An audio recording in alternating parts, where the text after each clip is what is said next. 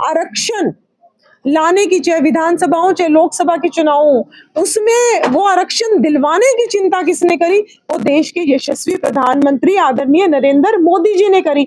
लेकिन इन विपक्षियों का हम क्या करें? देश की आधी आबादी के साथ इन्होंने पीठ में छुरा घोंपने का काम किया, देश की आधी आबादी का अधिकारों का हनन करने का काम किया।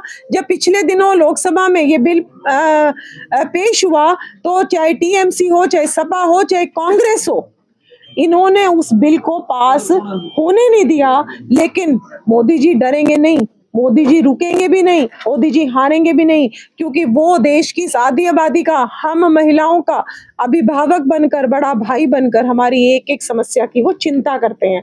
और आज उसी कड़ी में उन्होंने हरियाणा जैसे प्रदेश में भी एक महिला को प्रदेश का अध्यक्ष बनाने की चिंता करी है। दिल्ली चिंता की है महिलाओं की, तो अर्चना गुप्ता जी कितनी चिंता करेंगी? संगठन में कोई बदलाव? देखिए, जो हमारा, मैं ही पिछले दिनों संगठन ने मुझे ही जिम्मेवारी दी हुई थी चुनाव अधिकारी की, संगठन चुनाव अधिकारी की, तो बूथ अध्यक्ष से लेकर जिला अध्यक्ष तक ये चुनाव हम कर चुके हैं। और हमारे 20,629 बूथ हरियाणा में है, वो बूथ अध्यक्ष, और जैसे हमारे 27 जिला हैं, जिला अध्यक्ष, 370 मंडल हैं, वो सारे के सारे चुनाव हम लोग कर चुके हैं। बूथ अध्यक्ष से लेके मंडल अध्यक्ष तक के सारे, जिला अध्यक्ष तक के सारे चुनाव हमारे हो चुके हैं।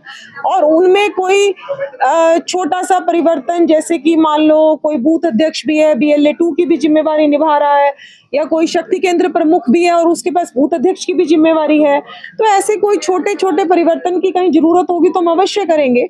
लेकिन उसके अलावा बूथ अध्यक्ष से जिला अध्यक्ष तक का चुनाव हम कर चुके हैं। लेकिन यस, प्रदेश की जो हमारी टोली है, प्रदेश में हमारे महामंत्री हैं, उपाध्यक्ष है, सचिव है, प्रदेश की टीम की घोषणा हमारी होगी। हमारे मोर्चों के नए अध्यक्ष बनेंगे, जो हमारे 6 मोर्चे हैं, तो ये वाला जो संगठन है इसका निर्माण होगा।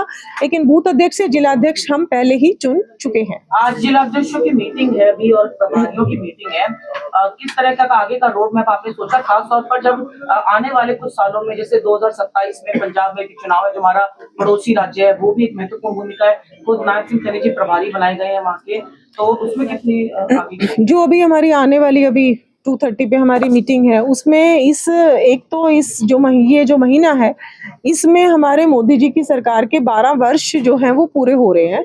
तो उन 12 वर्षों में उनकी योजनाओं को नीचे तक लेके जाना, अपने कार्यकर्ताओं के माध्यम से जन जन तक उसका प्रसार करना, और जैसे कि मैंने पहले भी बताया कि कोई पात्र है तो उसको उस योजना का लाभ दिलवाना।